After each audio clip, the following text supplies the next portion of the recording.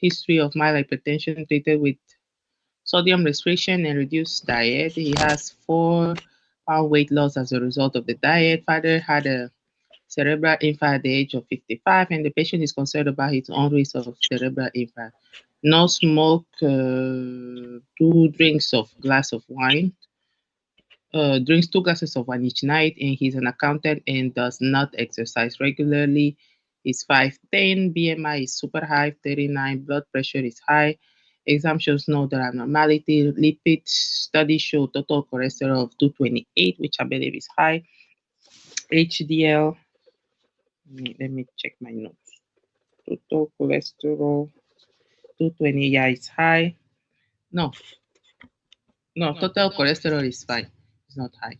And then HDL is 45, which is normal, and LDL is 148, which is normal.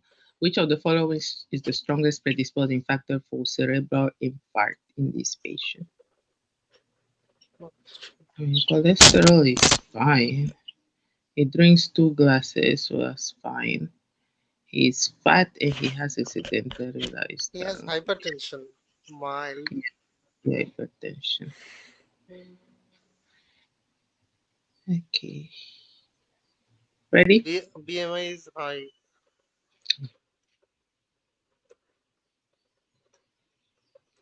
Okay. It's hypertension. Okay. Okay.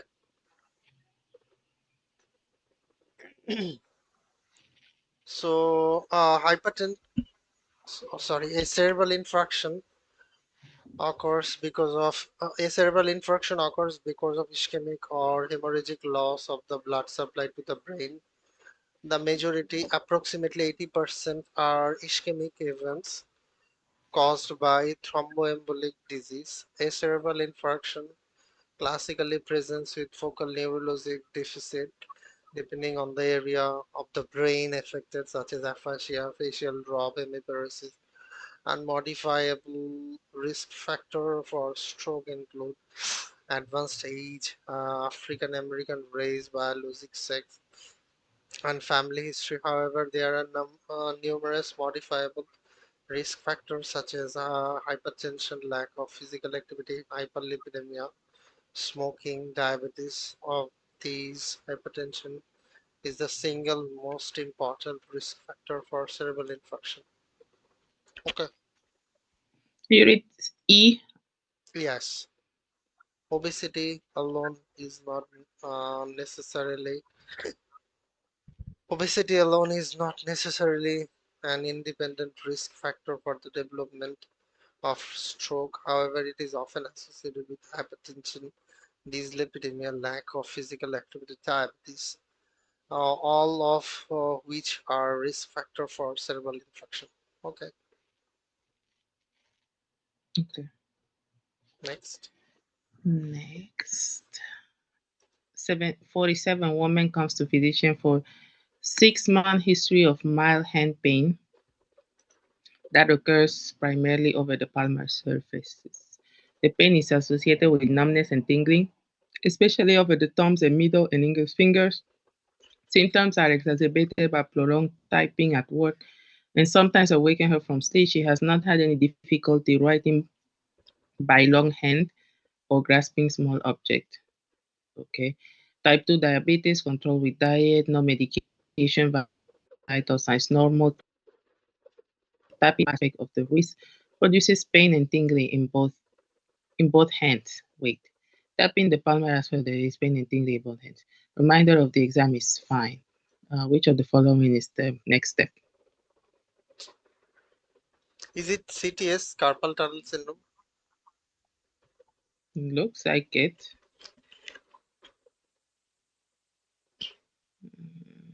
So is it this?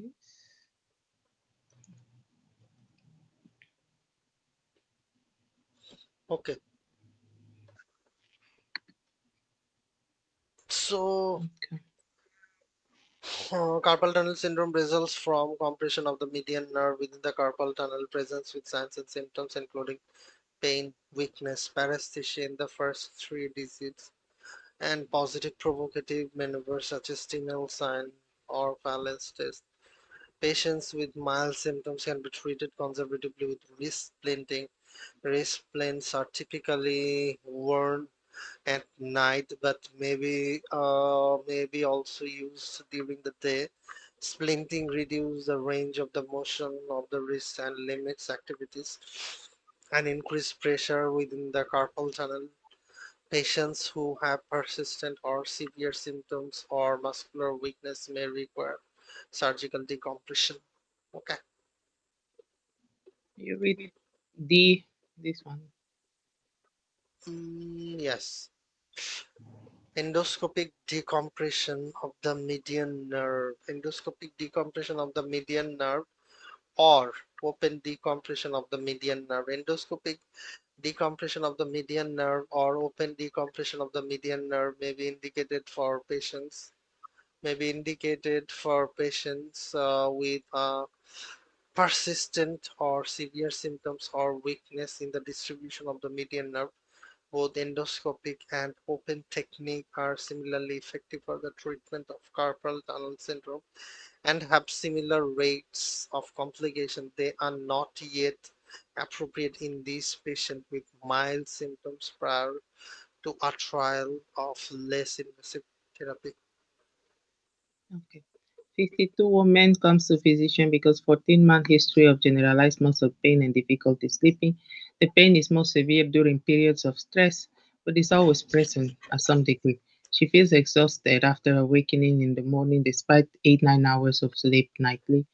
Vital signs normal, exam shows no abnormality except for 12 areas of muscle point tenderness. In addition to recommending an aerobic exercise program, what's the most appropriate treatment for this patient?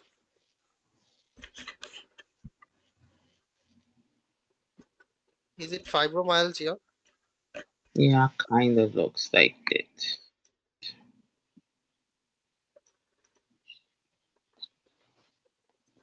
Okay. Fibromyalgia, a common cause of fatigue and generalized muscle pain, it is believed to be caused by central sensitization of the pain response. Although some providers consider it is a psychosomatic illness, it is commonly present in a woman between the ages of 20 and 55 years. 20 and ages of the 55 years, at least 3 months of fatigue, headache, musculoskeletal pain, sleep and cognitive disturbance, concurrent depression and anxiety are common. And symptoms are often worsened during times of the stress. Physical examination will disclose muscle point tenderness and occasionally minor neuropathies. Previous diagnostic criteria required the identification of at least 11 out of 18 predefined tender point. Although this criterion is no longer used clinically, results of the lab studies including C-reactive protein ESR are unremarkable in fibromyalgia. Initial treatment for fibromyalgia include patient education and an anaerobic exercise regimen and antidepressant. Okay, next. 18 woman comes to physician because of a pruritic facial rash for 2 days. The rash began around the lips and then spread to the cheeks. She's sexually active and uses OCPs. She has a history of asthma treated by a beta agonist inhaler. There is a family history of extrinsic asthma. She has had chronic rash on her extremities for 13 years. Um, that's the photograph right there. The involved skin is chronically dry and scaling. Exam shows vesicular facial rash and eczematous lichenified plaques on the cheeks and neck and flexor surfaces of the extremity. What is the diagnosis?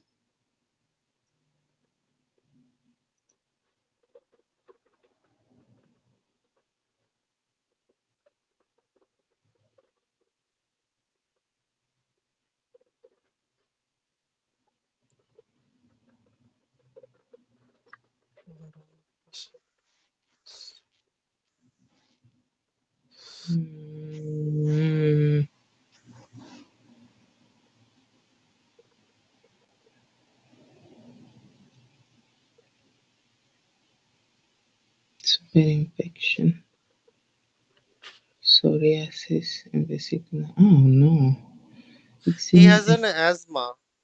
Asthma is associated with atopic dermatitis, isn't it? okay.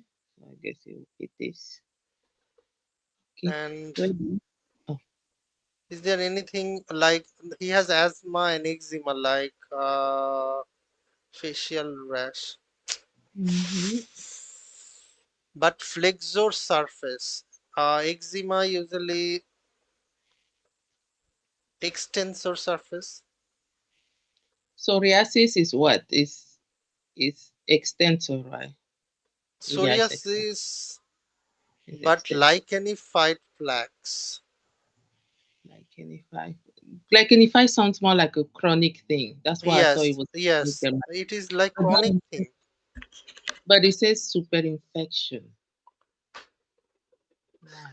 Like dermatitis herpetiformis comes with celiac disease, Dermatitis. but Oh no, no, it's not that. it's not like Um, celiac disease. but you don't have any diarrhea or any issues like that. Yes, Uh, but it is like eczematous lichenified plaque formation. It is a chronic procedure, an atopic, very unreal, but pruritic facial rash for 2 days. Is it Neuritic. chronic atopic? Why contact dermatitis? What is the contact? Where? Oh, contact. Oh yeah. What is There, the con? No, there yeah, is, it doesn't make sense. yes. What is Okay, the contact? Okay. It's 19. Yeah. okay, we are right. We are stick to our answer. But if you see the lichenification, it is Yeah. very, You made a good point. What is the contact? That was yes. This patient's history of physical examination. This patient's history of physical examination. There, I have figured out one problem. Like I have a like in my insight. Like I sometimes I feel like this is the answer, so I give the answer in that way. But I need to avoid this.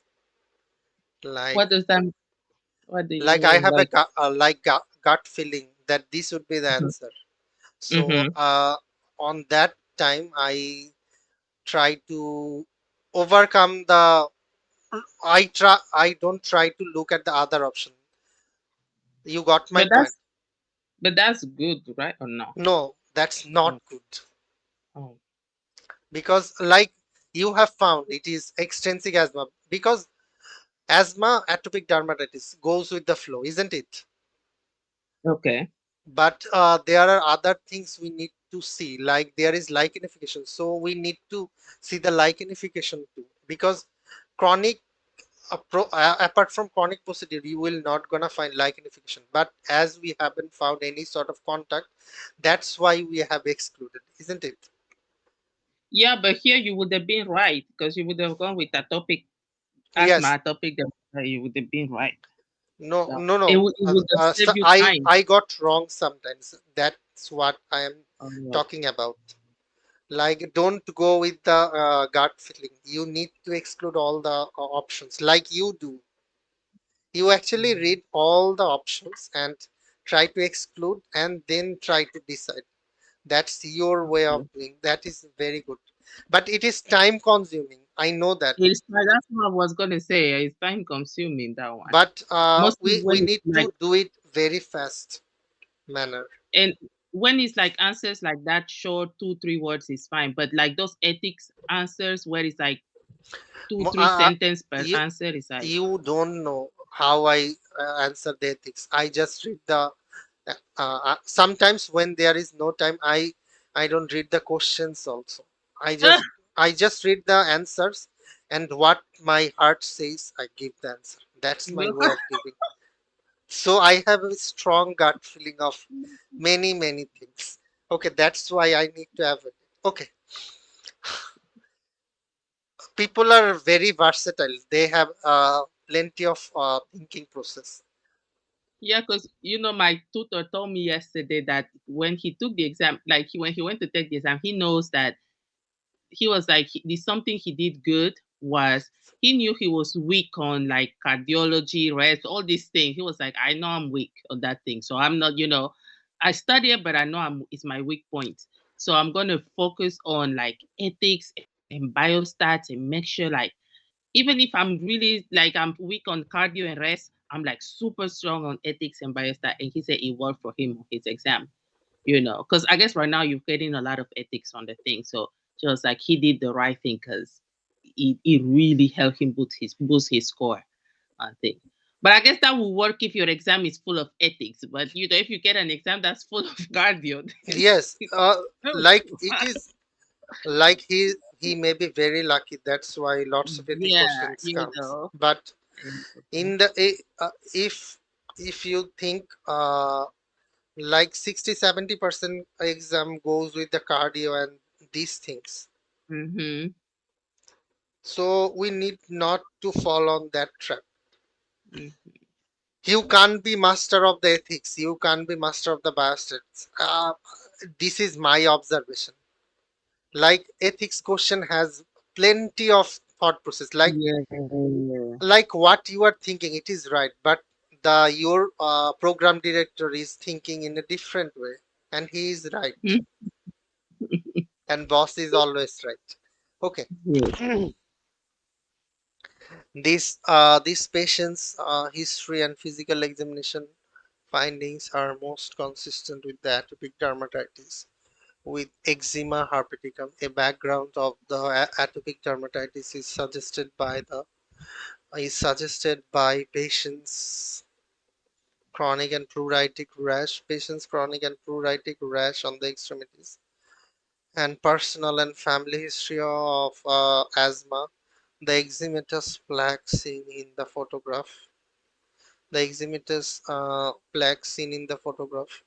Patients with atopic dermatitis have a dysfunctional skin barrier, even in uninvolved areas of the skin, along with the changes to innate immune system that increase their risk of secondary bacterial and viral infection. A high suspicion of herpes simplex virus, a high suspicion of the herpes simplex virus secondary infection or eczema herpeticum should be maintained in a patient with atopic dermatitis who develops a sudden onset of vesicle. The infection may be preceded by other signs of herpetic infection such as oral herpes labialis, herpetic whitlow, or genital herpes. Treatment in severe cases or in young children requires hospitalization and administration of IV acyclovir. Less severe cases, including this one, can be managed on outpatient basis with acyclovir. Management of underlying atopic dermatitis should also be optimized. Okay. Can you read B, C, and E? Yes. Chronic contact dermatitis with superinfection is likely than HSV superinfection of the atopic dermatitis. Patients with chronic dermatitis have a systematically diminished innate immunity and compromised skin barrier, which makes them particularly susceptible to secondary skin infection, whether bacterial or viral. Inpatient contact dermatitis is localized and is not accompanied by changes to innate immune system. Thus, patients are less likely to become secondarily infected. And C. Dermatitis herpetiformis is a vesiculovulvous disorder characterized by small tense vesicle located on the extensor side, elbows, knees, and buttocks, which are extremely pruritic. Vesicles on the face are not typically seen. Dermatitis herpetiformis has a strong association with celiac disease, and the primary treatment is the avoidance of the gluten. Okay, And then sorry, E, um, D or E. D as in donkey. Yes, erythema multiforme with D as in donkey. yes, erythema multiforme with bullous formation is characterized by target-wide lesions, classically on the palms, soles, or oral mucosa. These findings are not seen in this patient's physical examination. Okay. What is erythema multiforme was what again? Was Erythema multiforme may be due to was drugs. it? Oh, Erythema, like you, what do you want to know? Like it's not target-wide the one. lesion, It's not the one with the with nodosum, Borrelia. Borrelia No. burgdorferi, Lyme disease, tick bite, target-wide lesion. It is like that, but erythema multiforme has lots of causes. Like Borrelia is Okay. one of the causes. Oh, okay. So the rash of Borrelia, the bullous, the not the bullous, the bull's eye rash. What is it called again? Yes, bullseye or target-wide lesion, target-wide rash. Bullseye Okay. is one form of target, isn't it? Yeah, I feel like it. So erythema multiforme is not. It's not associated with anything specifically, right? Now, no, it has plenty of causes as far I remember. Okay. Got it. I thought it was that one. Erythema No. multiforme has lots of like causes, and Borrelia, and like there are some other causes too, like drugs. Okay. Maybe it's okay. And the one in HSV is which one? The one that's associated with the erythema that's associated with HSV. Sorry, HHV. Which HSV, there is an H- erythema. HHV what? Which HHV? Like HHV one? This one, oh, it's HSV one. It's erythema multiforme. I knew I had seen it. It's those things in the hand. I know I had seen it somewhere, but I was like, what is it associated with? Okay, it's associated with HSV also. Erythema multiforme. It has Yeah. like risk factor like HSV. You have said HSV Uh-huh. 1 and 2. Mycoplasma Uh-huh. pneumoniae. There are some fungal infection and bacterial infection, and even the drugs, sulfonamide, anticonvulsant, NSAID, penicillin, cephalosporin, vaccination, malignancy, radiation therapy, all can come with the erythema multiforme. Mm. Okay. So it's Got it. not like erythema multiforme with a single disease. You got my point. Maybe you are Yeah. thinking about the single disease. Mm-hmm. Mm-hmm. And erythema multiforme, there is erythematous halo along with dusky center and looks like targetoid lesion. If you look at the lesion, it looks like Yeah. that. And the mycoplasma is one of the cause. HSV is one of the cause. Okay. Got it. Previously healthy 2-year-old boy brought to physician by his mom because of hoarse cough and difficulty breathing that began like yesterday evening and became progressively worse at night. All appropriate immunization are up to date. He appears tired but responds to stimuli. Temperature is high, pulse is high, respiration high, BP low. Pulse oximetry, oxygen 80 is 86. Exam shows labor respirations and respiratory stridor that can be heard without a stethoscope. What is the diagnosis? Mm, he had immunizations. I'll go with.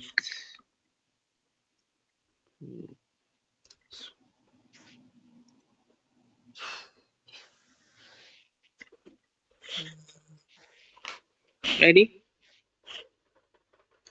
Is it croup? Yeah, that's what I chose. Mm, croup. can comes with bilateral or inspiratory strategy, isn't it? Bilateral or inspiratory strategy? I Sometimes thought it was by inspiratory. okay. Okay. 20, what is it? Yeah.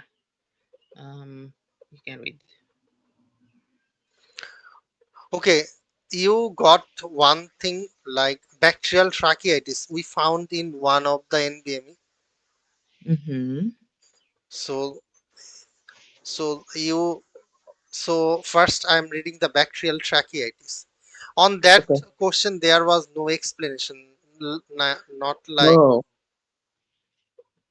okay, bacterial tracheitis is infection of the trachea that presents with a cough, respiratory distress, and stridor. However, odynophagia, dysphagia is also uh, is also commonly present. So odynophagia, dysphagia is present. Children often appear acutely with high fever and tachycardia, with moderately tachycardic for his age. This patient has only low-grade fever. Okay, okay, laryngotracheobronchitis. Croup is an infection that presents most commonly in ill children with fever, rhinorrhea, and barking cough. An inspiratory stridor refers to high-pitched sound caused by the turbulent airflow through obstructed or narrowed upper airway structure, such as the pharynx, larynx, or trachea. Croup is typically mild and self-limited, but severe inflammation of the airway can result in life-threatening airway obstruction. It can be caused by viral or bacterial infection, most commonly the parainfluenza virus. Physical examination may demonstrate signs of respiratory disease such as substernal or subcostal retraction.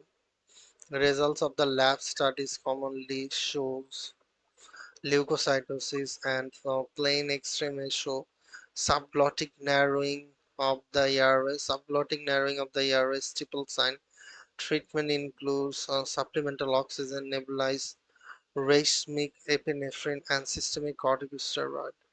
Especially when airway obstruction is severe, when airway obstruction is persistent and progressive, or if the patient develops signs of respiratory failure and cyanosis. Endotracheal intubation and mechanical ventilation. Endotracheal intubation and mechanical ventilation. Mm, Endotracheal intubation and mechanical ventilation may be required. Care should be taken to keep the children calm in such a situations as laryngospasm may be inciting event to airway obstruction. Okay. okay. Next. 27, woman comes to physician because of sadness, loss of appetite, difficulty falling asleep since he and his wife separated. Is a man separated 5 weeks ago. His energy level has decreased and he no longer enjoys spending time with friends. He does not believe that his wife and he will be able to work through their issues, but wishes he could. He has no history of serious illness. Sister has MDD, well controlled with settling. Patient drinks 1, 2 glasses of wine nightly, no drugs. BMI is high. The physical exam is fine. Mental status is sad and tearful. Thought process is logical. No evidence of suicidal ideation, hallucination. Most appropriate treatment. 1, 2, 3. Isn't it MDD? That's what I'm counting. Sorry. Yes. uh, that's what I'm counting for. Sadness. 5. Yeah, I guess it fits 5. Yes. It Um, is the perfect way, like MDD, yeah, I think so. because I know that too. this type of question is very Okay. offensive. Got it, Yes. Freddy? So CBD. So major depressive disorder requires the presence of at least 5 out of the 9 criteria for at least 2 weeks without an organic cause or symptoms. Diagnostic of other mood or psychotic disorder. The symptoms criteria include sadness or anhedonia, at least one of which must be present, plus feelings of guilt, energy changes, difficulty concentrating, appetite or activity changes, psychomotor retardation, sleep disturbance, and suicidality. CBD is a form of psychosocial therapy that can be employed in the management of the MDD and focus on challenging harmful thoughts, beliefs, attitude, behaviors, and developing coping strategies. In addition to therapy, many parents will also require initiation of antidepressants such as behavioral and developing coping strategies. In addition to therapy, many patients will also require initiation of antidepressant such as SSRI. All patients demonstrating signs of depression should be evaluated for suicidal risk. Okay. Okay, a symptomatic 42 men with polycystic kidney disease comes for routine follow-up.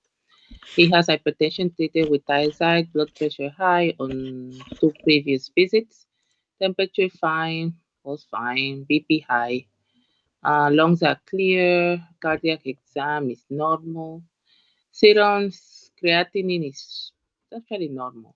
Huh. Urinalysis shows 2 plus protein and a lot of red blood cell. Which of the following is the next step in management?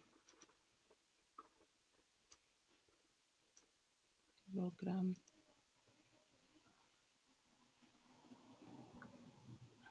protein, and IBS therapy. Hmm.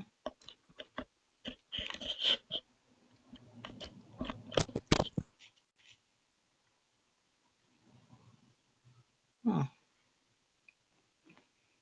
He has hypertension. He has like glomerulonephritis.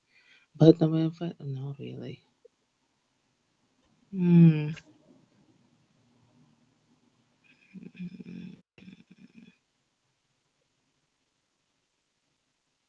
His blood, he has PKD and blood pressure is high. He is not taking the ARB, isn't it? And He's ARB not. not. He is only Oh, having the hydrochlorothiazide. So our target is to save the protein. okay. So you think we should add, Sorry. lisinopril therapy. So you think we should add Yes. lisinopril? Is there anything you are thinking like echo or other things? I was thinking like cerebral arteriogram. Aren't the Yes, PKD it can people like cause a subarachnoid hemorrhage. Yes. Berry aneurysm, rupture of the berry aneurysm, subarachnoid hemorrhage. They have the propensity, okay? but is it like he is Mm-hmm. asymptomatic? If there is headache, if there is Mm-hmm. something, then we can say, isn't it? Okay. Okay. I guess okay. Lisinopril then. Okay. Yep, you're right. The most appropriate next step in the management is to add lisinopril therapy. The patient has suboptimally controlled hypertension and is at risk for cardiovascular disease, cerebral infarction, chronic kidney disease in patient with underlying chronic kidney disease, polycystic kidney disease. Predictors of disease progression include blood pressure, proteinuria, renin, angiotensin, aldosterone inhibitors such as lisinopril and other ACE inhibitors are effective first-line agents for the control of the blood pressure as they are more effective than other antihypertensive agents in decreasing the degree of the proteinuria and the risk for chronic kidney disease progression. You Okay, with E? yes. Cerebral Cerebral arteriography should be considered in patients with known PKD to screen for the presence of cerebral aneurysm. Adequate control for hypertension is important in the slowing the progression of the patient's underlying renal disease and reducing the risk for a ruptured cerebral aneurysm, which should be addressed first. Next. 57 woman comes to physician for routine. She has no history of serious illness, doesn't take medication. She smoked for like 20 years, but stopped like 10 years ago. Drink one glass of wine daily, no exercise. She's employed as an office assistant. BMI is fine. Pulse is fine. She's 5 feet. Respiration fine. BP is kind of high. Lungs are clear. Cardiovascular exam is fine. What the hell? Okay. Serum lipid cholesterol is high. Yeah. HDL is low. LDL is high, and tags is borderline. Okay, what which of the following is the most appropriate next step? So LDL is high and cholesterol is routine health, no medication. She smoke, but stop. No exercise, and she has hypertension. Mm. Mm. Mm.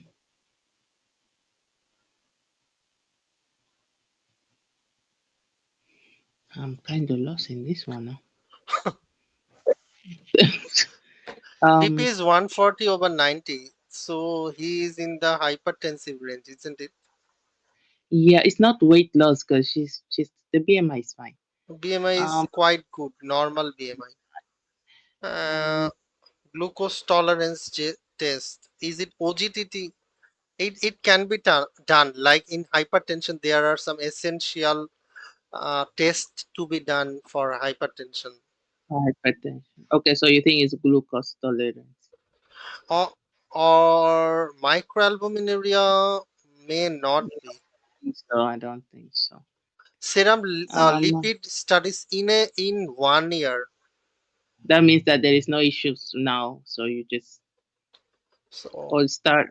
You say she's hypertensive, so start you the. want to start the drug, I atenolol. don't know. It doesn't make Atenolol is sense. not the drug of choice. Yeah, it's not. So what are we left? We're left with serum lipid, glucose, or I think exercise program. I think that we need to find out the cause, like why there is hypertension by doing the So tests. which L- one? Maybe see, you can pick here or you can choose other. I'll choose exercise. It doesn't really make sense because the cholesterol also. But she's at yeah, because she says she doesn't exercise. I'm thinking maybe they're trying to make a point. Okay, let's see. Okay, yes, you are right. Yeah. I've noticed that this sometimes mostly the MDMEs and the CMS, now that I started doing CMS, it's like they give you the clue on the question somehow. Okay, I don't know. Maybe it's me. like in here, what is the clue? She is employed as an office assistant, and Like you what? said, they specifically say she does not exercise. Okay, Like, why would they put that on the question? Like, it's not really nothing to add unless they want you to use it as a clue. But why do they have to say she doesn't exercise?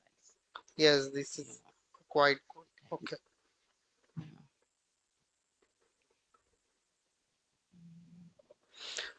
So these patients' lab studies showed an increased total cholesterol concentration. Risk factor for hypercholesterolemia include family history, physical inactivity, obesity, family history, physical inactivity. obesity, diabetes mellitus, CKD, nephrotic syndrome, thyroid function, and tobacco use. Hypercholesterolemia is associated with hypertension, cardiovascular disease, increased complication of the diabetes mellitus. Patients are typically asymptomatic and the diagnosis is made by routine screening panel in addition to evaluating for secondary causes of the hypercholesterolemia, checking thyroid function, HbA1c, a chemistry panel, and urine analysis to assess kidney function. The patient should be counseled on dietary modification, weight loss, increase physical activity. Of these intervention, an exercise program is likely to have the greatest benefits in this patient with the normal BMI. These patients a 10-year lifetime cardiovascular risk score should be determined using a validated tool. Lipid lowering pharmacotherapy should be considered, especially if the patient develops clinically significant cardiovascular disease, diabetes mellitus, and has a lipid panel with LDL cholesterol greater than 190. Okay, Can you read C and F? yes.